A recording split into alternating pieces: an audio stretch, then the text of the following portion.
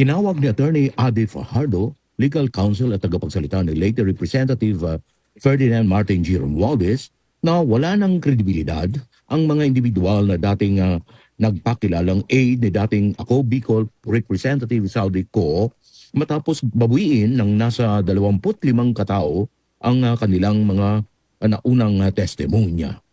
Ayon kay Fajardo, kabilang sa mga bumawi sa kanilang sinabi si Orly Gutesa na dati umanong nag-allege na naghatid ng mali-malitang pera bilang kickback sa mga infrastructure project kina Romualdez, Co at Pangulong Ferdinand Marcos Jr. Giit ni Fajardo, kung ang isang saksi ay paulit-ulit na bumabawi ng kanyang mga pahayag, nalalagay sa alanganin ang kredibilidad ng kanyang testimonya. Mahalaga rin, anya, na may mga taong dating binanggit bilang mga kasama ng mga driver sa umano'y paghahatid ng pera, ngunit mismo ay nagtatanggi na nangyari ito.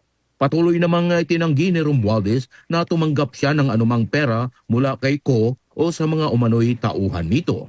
Samantala, hinihiling ng kampo ni Romualdez sa Office of the Ombudsman ang isang buo, makatarungan at walang kinikilingang pagsusuri sa lahat ng ebidensya.